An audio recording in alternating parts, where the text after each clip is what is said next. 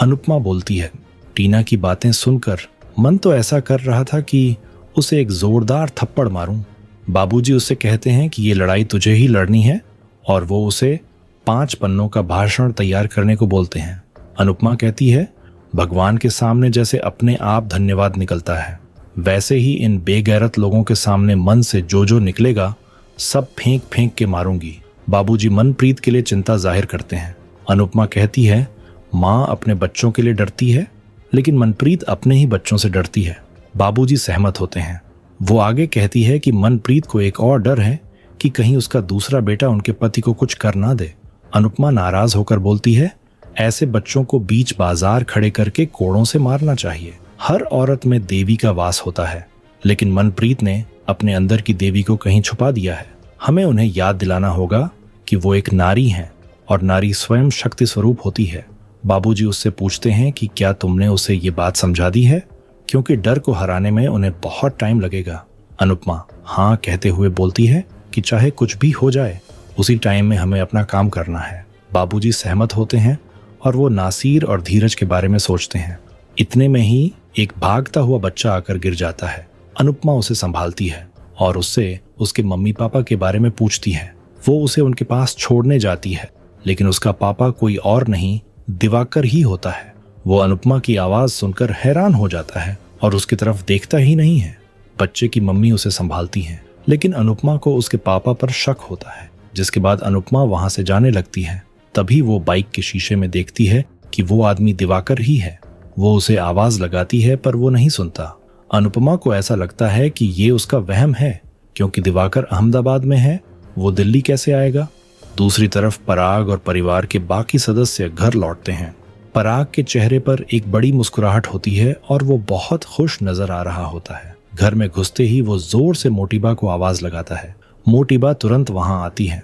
तभी मीता मजाक करते हुए कहती है, ख्याति जी आप थोड़ा पीछे हट जाइए, पराग जी इतने ज्यादा खुश हैं कि कहीं खुशी के मारे आपको ही ना उठा लें। पराग मोटीबा को बताता है कि वहां सब कुछ बहुत ही अच्छा रहा। मोटीबा मुस्कुराकर कहती हैं कि उन्हें पहले से ही पता था कि सब अच्छा होगा, इसलिए उन्होंने पहले से ही सबका मुंह मीठा कराने की तैयारी कर रखी थी। वो मीता को मिठाई लाने के लिए भेजती है। पराग गर्व से कहता है कि ये सब बच्चों की मेहनत का नतीजा है। इस पर प्रेम कहता है कि बच्चों की मेहनत के साथ साथ बड़ों का आशीर्वाद और प्यार भी बहुत जरूरी है। अनिल भी कहता है कि बिना आशीर्वाद के कामयाबी और खुशी दोनों एक साथ नहीं मिलती। राही बताती है कि वहां पापा का जो जलवा था वो देखने लायक था। राजा भी बीच में बोलता है, मोटा पापा आपकी तो बहुत ज्यादा फैन फॉलोइंग है।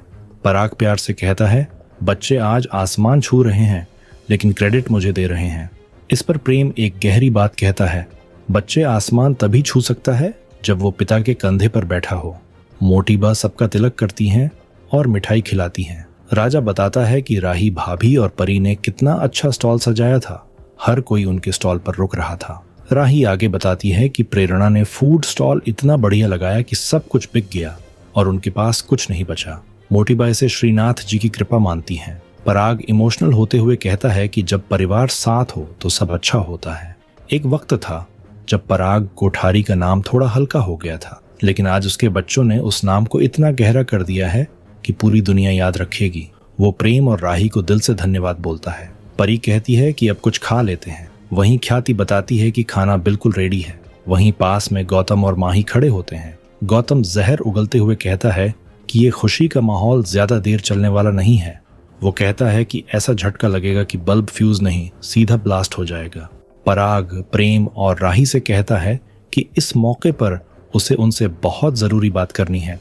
दूसरी तरफ धीरज और नासिर अर्जुन पर नजर रख रहे होते हैं। अर्जुन के पास एक आदमी आता है और रिश्वत देते हुए कहता है कि सर मेरा काम करवा दीजिए। धीरज ये देखकर कहता है कि ये अपना काम ईमानदारी से नहीं कर रहा। नासिर बोलता है कि जो अपने माँ बाप की इज्जत नहीं करता वो अपना काम क्या ईमानदारी से करेगा।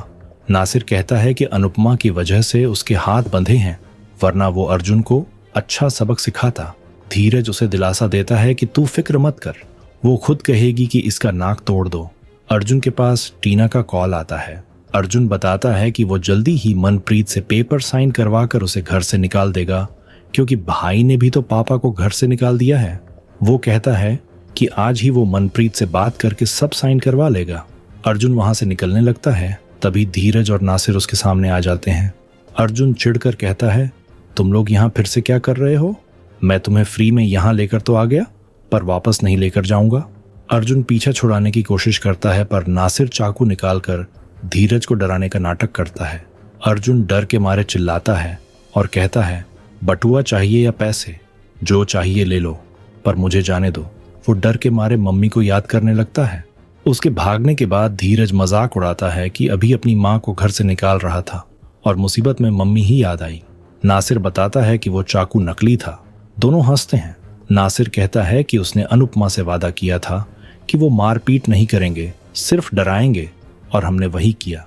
दूसरी तरफ पराग एक फाइल लेकर आता है और प्रेम से कहता है कि आज तक उसने जो कुछ कमाया है वो सब इसके अंदर है। प्रेम पूछता है कि वो ये उसे क्यों दे रहे हैं, जबकि अनिल काका ये सब बेहतर समझते हैं।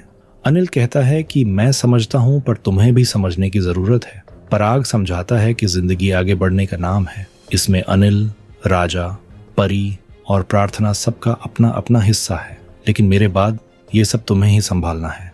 राही और परी परेशान हो जाती हैं कि आज के अच्छे दिन ऐसी बातें क्यों हो रही हैं। मोटिबा कहती हैं कि अच्छे वक्त में अगर बुरे वक्त की बात कर लो तो बुरा वक्त टल जाता है। पराग ख्याति से कहता है कि कुछ गलत ना हो, इसलिए वो वसीयत पहले ही तैयार करना चाहता है, और जो हिस्सा ख्याति और मोटिबा का है वो हमेशा उनका ही रहेगा। मोटिबा कहती हैं उन्हें सिर्फ परिवार चाहिए। पराग सबसे कहता है कि पेपर्स पढ़ लो, फिर इस पर कानून की मुहर लगेगी। लेकिन प्रेम वो फाइल वापस पराग को दे देता है और कहता है, पापा, हमें सिर्फ आपका आशीर्वाद चाहिए। जैसे आपको मोटिबा का चाहिए, मेरे लिए आपका काफी है। मैं सब कुछ खुद से हासिल करूंगा। राही भी प्रेम का साथ देती है और बताती है कि कैसे अनुपमा जिस दोस्त की हेल्प कर रही है, उनके बच्चों ने उनकी सारी प्रॉपर्टी अपने नाम करवाकर उन्हें घर से निकाल दिया। राही कहती है कि फ्यूचर प्लानिंग सिर्फ हमारे लिए नहीं, आप अपने लिए भी कीजिए। माही ये सुनकर चिढ़ जाती है और कहती है कि अगर राही को कुछ नहीं चाहिए तो वो मुझे दे दें। पराग माही को साफ कह देता है कि रिश्ता दो तरफा होता है, तुम मेरी बेटी नहीं बन पाई, मैं तुम्हारा हिस्सा करके तुम्हें यहां से विदा कर दूंगा। दूसरी ओर अनुपमा, बाबूजी, रविंद्र, धीरज और नासिर सब एक दूसरे की छंपी कर रहे होते हैं। रविंद्र इसे पसंदीदा रेलगाड़ी कहता है। अनुपमा कहती है कि हमें जिंदगी की रफ्तार कभी स्लो कर देनी चाहिए और स्ट्रेस कम करना चाहिए। वो कहती है कि हर कोई जिम या पहाड़ों पर नहीं जा सकता, पर 10 मिनट फोन साइड में रखकर पार्क में तो टहल सकता है।